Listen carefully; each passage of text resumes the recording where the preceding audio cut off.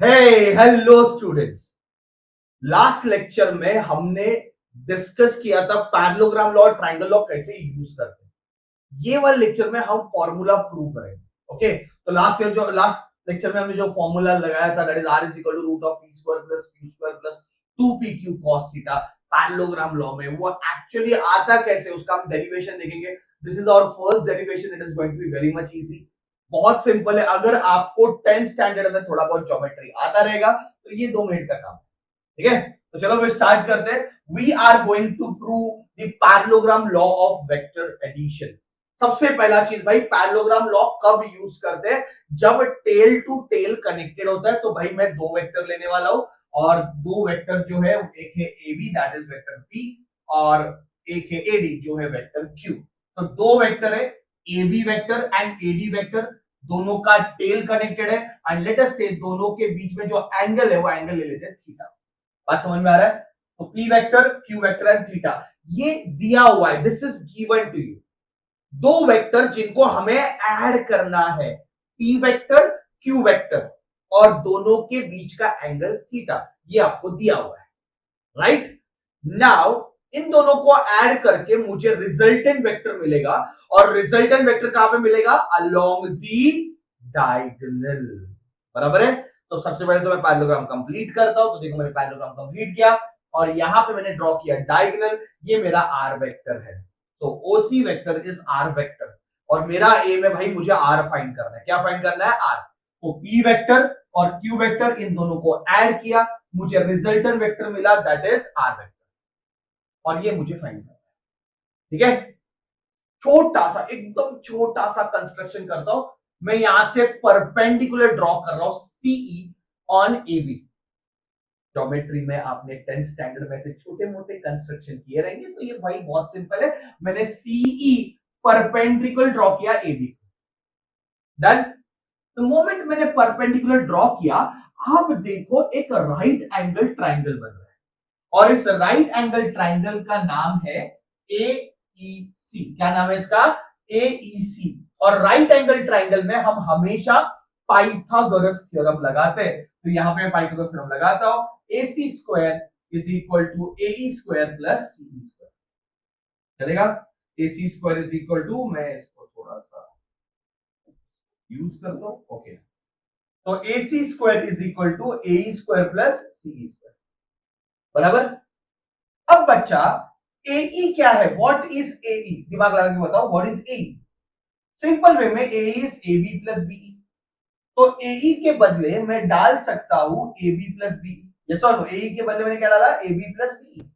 अभी AB plus BE तो whole square, मतलब A प्लस B तो होल स्क्वायर, वो वाला फॉर्मूला लगा देंगे। क्या है formula? A square plus 2AB plus B square. तो यहां पे मैंने लगा दिया तो मुझे क्या मिलेगा? AB square plus 2AB BE plus BE square plus CE square. I hope this is very much simple, बहुत चिंदी है। ठीक है, तो A plus B the whole square का फॉर्मूला लगा दिया। अब इस एक्सप्रेशन को अच्छे से देखो, इसमें मुझे दिख रहा है BE square plus CE square. तो ये मेरा बीई स्क्वायर है, ये मेरा सीई स्क्वायर है। ये छोटा सा ट्रायंगल देख लो, ये छोटा सा ट्रायंगल देख लो। इसको ग्रीन कर देता हूं भाई मैं। छोटा सा ट्रायंगल। अब ये छोटे से ट्रायंगल में अगर मैंने पाइथागोरस थ्योरम लगा दिया तो BE square plus CE square के बदले मुझे क्या मिलेगा? BC square. तो इन दोनों के बदले instead of this two what we can write? BC square. Yes और नो?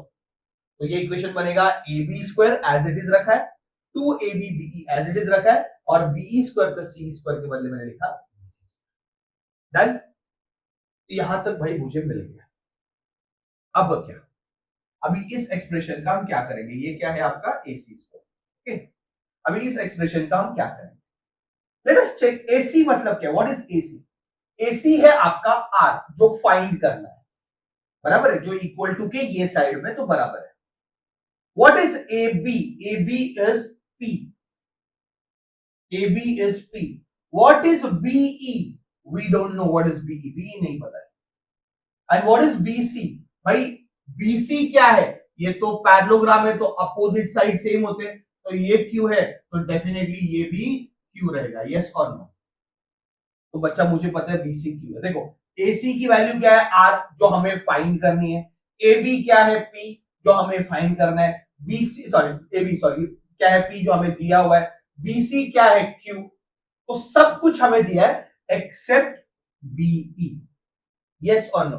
तो इस फॉर्मूला में मुझे हर चीज पता है सिवाय बीई के। तो अभी मुझे दिमाग लगाना है कि भाई बी कहां से मिलेगा, from where I am going to get BE. ठीक है, सोचते क्या है बी, व्हाट इज बीई।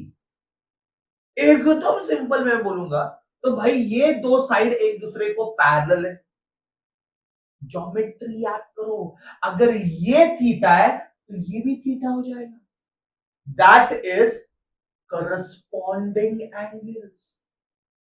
और ये थीटा है, और इस छोटे वाले ट्राइंगल में मैं लगा देता हूं साइन थीटा और कॉस थीटा। साइन थीटा का फॉर्मूला क्या है, अपोजिट अपॉन हाइपोटेन्यूज। तो ये छोटे वाले ट्राइंगल में अगर मैं साइन थीटा वापरूंगा तो साइन थीटा का अपोजिट क्या है, थीटा का अपोजिट क्या है सी, हाइपोटेन्यूज क्या है बीसी, तो मुझे मिलेगा सी अपॉन बीसी। बराबर है, इससे मुझे सी की वैल्यू मिलेगी BC cos theta, sorry BC sine theta. पर हमें सी नहीं चाहिए, हमें बीई चाहिए। सी नहीं चाहिए, हमें क्या चाहिए, बीई चाहिए। तो बीई के लिए बीई जो कि थीटा का एडजेसेंट साइड है, तो मैं कॉस थीटा लगाऊंगा। तो चलो फिर कॉस थीटा लगा लेते हैं। तो कॉस थीटा क्या है, BE upon BC, that is adjacent upon hypotenuse. तो मुझे बीई की वैल्यू कितनी मिलेगी, बीसी कॉस थीटा। अरे बीसी हमें पता है भाई, बीसी क्या है, बीसी क्या है, बीसी इज क्यू, तो क्यू कॉस थीटा, तो बीई की वैल्यू मिल गई। बात समझ में आ रहा है। तो मुझे एसी पता था आर है, ए बी पता है पी है, बीसी पता है क्यू है, मुझे नहीं पता था बीई क्या है। तो बीई मैंने ढूंढ के निकाला बीसी कॉस थीटा। तो मैं अभी सारी चीजें लिख देता हूं भाई। एसी की वैल्यू मुझे पता है आर है, ए बी की वैल्यू मुझे पता है पी है, बीसी की वैल्यू मेरे को पता है क्यू है, और बीई अभी मैंने ढूंढ के निकाला बीसी कॉस थीटा। बीसी मतलब क्यू कॉस थीटा। तो ये सारे वैल्यूज मुझे पता चल गए, इसमें सब्स्टिट्यूट कर देते हैं तो मुझे मिलेगा AC स्क्वायर मतलब R square is equal to AB square plus 2AB। ये सारी वैल्यूज यहां पे डालेंगे तो मुझे मिलेगा P square plus 2P।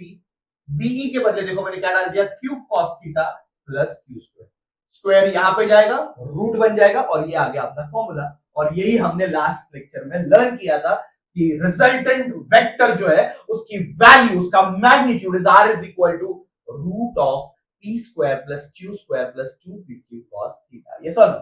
So I hope this is very much clear to everyone, right? So ये तो बात हो गई। अभी हमें क्या फाइंड करना है, डायरेक्शन। डायरेक्शन फाइंड करने के लिए हमारा सबसे पहला स्टेप है कि हम रेफरेंस ले लें। तो चलो मैंने p को रेफरेंस ले लिया। अगर मैंने p को रेफरेंस ले लिया तो p के हिसाब से जो एंगल बनेगा r का, वो होता है r का डायरेक्शन। लास्ट लेक्चर बताया था, यहाँ पे हमने ले लिया अल्फा। क्या ले लिया, अल्फा। तो अब ये अल्फा अगर मुझे फाइंड करना है, दिमाग लगाओ बच्चों, अगर मुझे अल्फा फाइंड करना है तो मैं ये बड़ा वाला ट्राइंगल लेता हूं। देखो ये बड़ा वाला राइट एंगल ट्राइंगल लिया ACE, और यहां पे मैं लगा देता हूं tan theta, sorry tan alpha. इस ट्राइंगल में मैंने tan अल्फा लगाया। tan अल्फा फॉर्मूला क्या आएगा, opposite that is CE upon adjacent that is A। तो अगर मैं ट्राइंगल AEC में tan अल्फा लगाता हूं तो मुझे मिलेगा CE upon A। tan alpha is opposite upon adjacent, बराबर है। अभी AE के बदले आप AB प्लस BE डाल सकते हो, जैसे यहां पे डाला था वैसे AE के बदले आप AB प्लस BE डाल सकते हैं। तो it is equal to CE upon AE के बदले AB प्लस BE डाल दिया, तो ये भी हो गया। क्या मुझे CE पता है, तो मैंने ऑलरेडी ढूंढ के रखा है BC साइन थीटा। क्या मुझे AB पता है, बताया भाई AB की वैल्यू P है। क्या मुझे BE पता है, BC cos थीटा। अब मैं वैल्यू सब्स्टिट्यूट कर देता हूं, तो tan alpha is equal to CE के बदले मैंने क्या डाल दिया, BC साइन थीटा। तो ये चालाकी था, मैंने ढूंढ के रखा था यहाँ पे BC sine theta upon AB के बदले में डालता हूं BE cos थीटा। BE के बदले डालता हूं BE cos theta, BC cos theta, sorry BE के बदले डालता हूं मैं BC cos थीटा। तो अभी वैल्यू सब्स्टिट्यूट कर देते हो, tan alpha is equal to BC की वैल्यू क्या है, Q है, AB की वैल्यू P है, वैल्यू सब्स्टिट्यूट करो तो BC के बदले मैंने Q डाल दिया, AB के बदले मैंने P डाल दिया, तो Q sin theta upon P plus Q cos theta.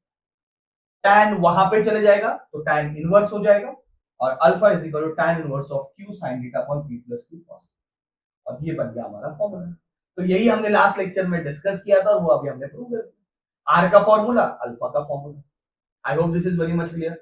देखो जरूरत नहीं है आपको जेई और नीट में ये सब कोई पूछने वाला नहीं है। आप फॉर्मूला याद रखो, आप कॉन्सेप्ट याद रखो, दैट्स इट। सम सॉल्व करो, एमसीक्यू सॉल्व करो, पर पता होना चाहिए फॉर्मूला आता कहां से। तो इसलिए मैंने डिराइव कर दिया, आर का formula is equal to root of P square plus Q square plus 2p cos theta और alpha is equal to tan inverse of q sin theta upon p plus q cos theta. और इसका हमने एक shortcut भी बनाया था पिछले lecture में, अगर नहीं देखा तो देख लो। जिसके साथ एंगल नहीं है sin थीटा अपॉन, जिसके साथ एंगल है प्लस, जिसके साथ एंगल नहीं है cos थीटा। बराबर है बच्चों? तो ये प्रूव हो गया। अभी इस फॉर्मूला को ना थोड़ा सा और समझते हैं, इसके केसेस कर लेते हैं, इसको थोड़ा डीपली करते हैं। I hope this is very much clear. जिन बच्चों को लिखना है वीडियो को पॉज करो और you can write it down. It is very simple. Now अगर P और Q एक दूसरे को परपेंडिकुलर होंगे, ठीक है, इसको थोड़ा रफ कर देते हैं।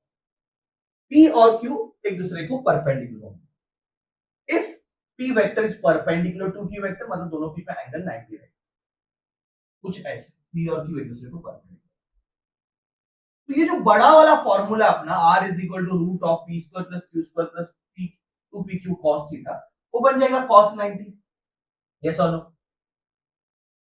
Root of P square plus Q square plus 2pq cos 90 हो जाएगा। अभी cos 90 की वैल्यू कितनी है? 0। तो भाई ये पूरा सपाट हो जाएगा यहां तक। तो फॉर्मूला बनेगा root of P square plus Q square. तो ये एक सिंपल चीज है, डायरेक्ट फॉर्मूला याद। मतलब दो वेक्टर एक दूसरे को परपेंडिकुलर है तो ये आगे का पार्ट लिखने का जरूरत ही नहीं, सीधा root of P square plus Q square आएगा, या फिर आप बोलते हो पाइथागोरस थ्योरम जैसा आंसर है। तो ये आपका हो गया आर का वैल्यू। डायरेक्शन क्या हो जाएगा? डायरेक्शन हो जाएगा tan inverse of q sin 90 upon p plus q cos 90। अभी cos 90 की वैल्यू कितनी है? 0। sin 90 की वैल्यू कितनी है? 1। तो फॉर्मूला आएगा q बाय p। बात समझ में आ रहा है? That is what you have to remember. ठीक है, तो ये स्पेशल केस है जब दो वेक्टर एक दूसरे को परपेंडिकुलर रहेंगे तब। चलो, अगर ये 3 न्यूटन है और ये 4 न्यूटन है, लेट अस अंडरस्टैंड।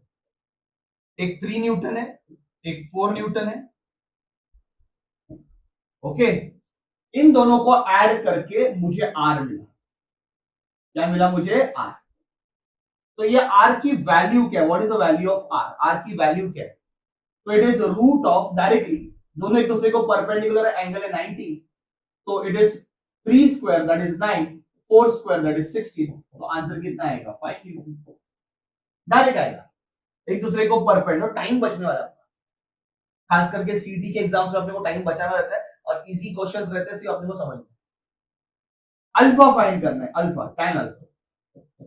तो tan अल्फा क्या है? सपोज ये अल्फा है, ठीक है, तो अपने को क्या लेना है? जिसके साथ अल्फा नहीं बन रहा वो ऊपर आएगा, जिसके साथ अल्फा बन रहा है नीचे आएगा। दैट्स इट, एकदम शॉर्टकट। तो what is tan alpha? q by 3, that is 4/3। अभी 4/3 करोगे तो ये आंसर आएगा समवेयर अराउंड 53 डिग्री। अब ये कैसे 53 डिग्री आता है? न्यूमेरिकल में मैं आपको शॉर्टकट्स बताऊंगा, एंगल्स वगैरह, डोंट वरी अबाउट इट। अभी फिलहाल समझ लो कि ऐसे फाइंड कर सकते। बात समझ में आ रहा है? तो ये अपना स्पीड बनाने वाला है, बाकी कुछ नहीं। ये तुम लोग याद रखोगे तो सिर्फ स्पीड बढ़ेगा। ये एक्चुअल फॉर्मूला से भी आंसर आएगा, पर ये याद रखोगे तो ज्यादा अच्छा।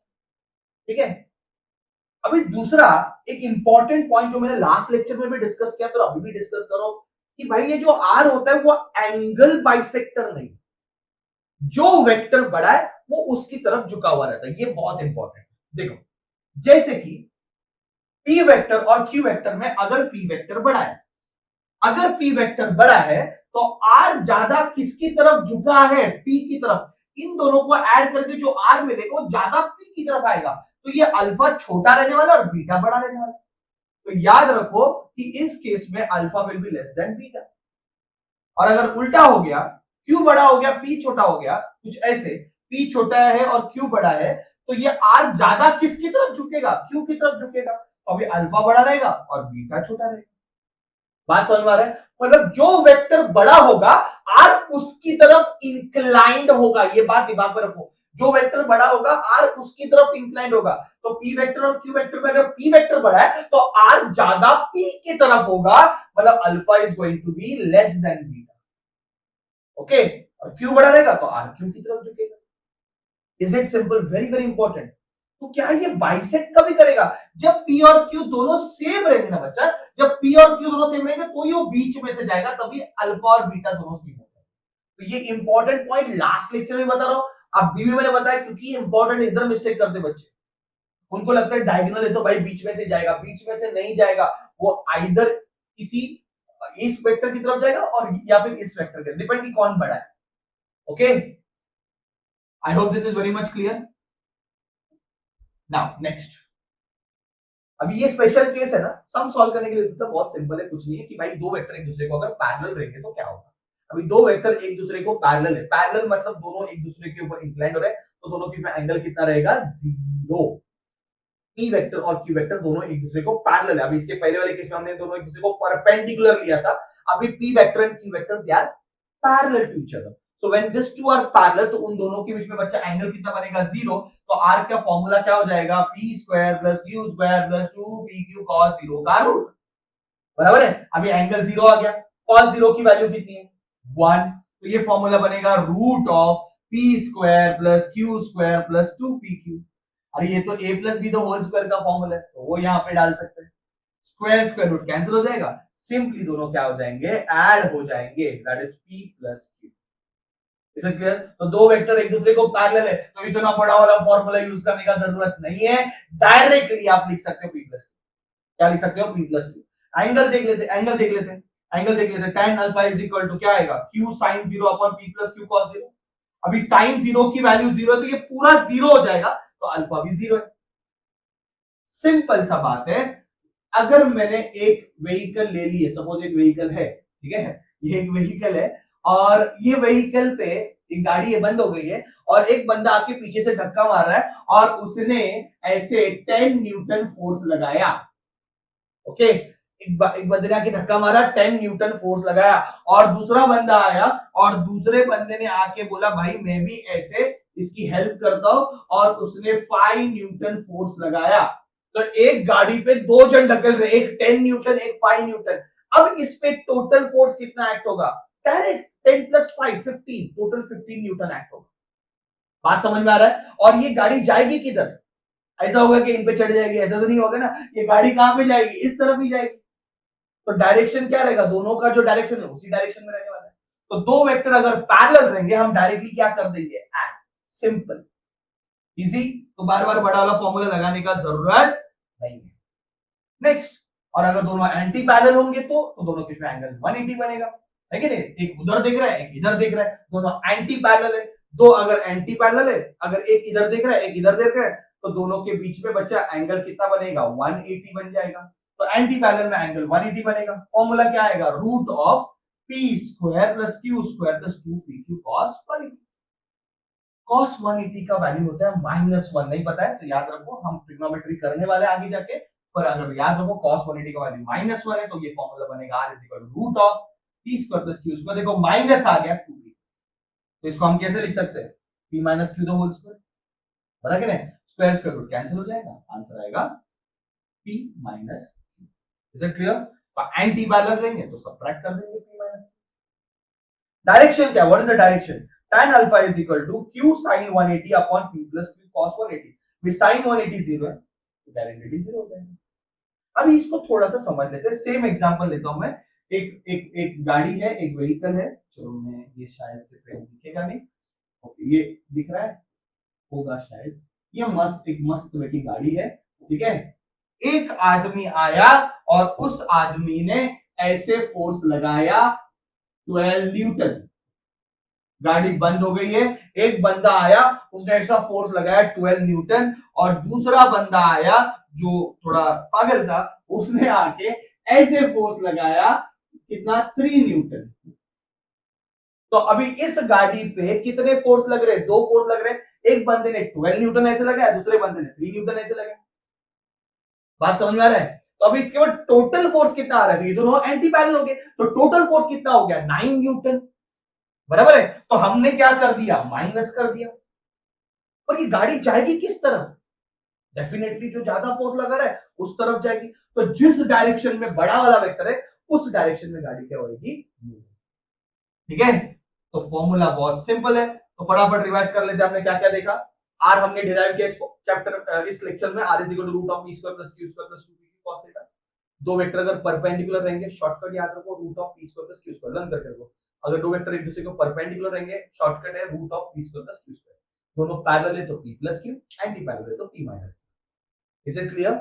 बस इतने फॉर्मूले याद रखो, मतलब हम मस्त तरीके से हम सॉल्व कर सकते हैं। और एक लेक्चर लेंगे जिसमें थोड़ा कॉन्सेप्ट बिल्डिंग करेंगे, और उसके बाद हम न्यूमेरिकल्स वगैरह सॉल्व करने वाले हैं, जिसमें आपको थोड़ा कॉन्फिडेंस गेन हो। I hope this is very much clear to you all. Okay, तो एक चीज इसमें कंक्लूजन में मैं जो डालने वाला हूं वो इंपॉर्टेंट है, फॉर्मूला तो अपने को याद रखना है। एक चीज हमें पता चल गया कि एंगल का रेंज जो है वो थीटा का 180 और 0 के बीच में रेंज होता है, ठीक है। 0 और 180 के बीच में रहता है। पैरेलल मतलब 0, एंटी पैरेलल मतलब 180, और ये थीटा है। ओके, तो थीटा की वैल्यू 0 और 180 के बीच में, इतना हमेशा याद रखो। तो 0 पे हमेशा मैग्नीट्यूड मैक्सिमम होता है और 180 पे मैग्नीट्यूड मिनिमम होता है। सो cos थीटा -1 और 1+1 के बीच में रेंज होगा, तो r मैक्स की वैल्यू p प्लस q हो जाएगा और r मिन की वैल्यू p माइनस q। तो ये जो वैल्यू है वो ऐसे रेंज होगी। तो याद रखना, p plus q is the maximum value and p minus q is the minimum value. Okay, this is again a concept building which is very very important. अभी जो मैंने पढ़ा है वही है, कुछ अलग नहीं है। सिर्फ इतना बता रहा हूं कि दो वेक्टर के बीच में एंगल 0 और 180 के बीच में रहेगा। जब दो वेक्टर में एंगल 0 है तभी जो रिजल्टेंट होगा वो मैक्सिमम होगा, और 180 होगा तो रिजल्टेंट क्या होगा, मिनिमम होगा, सबसे कम होगा।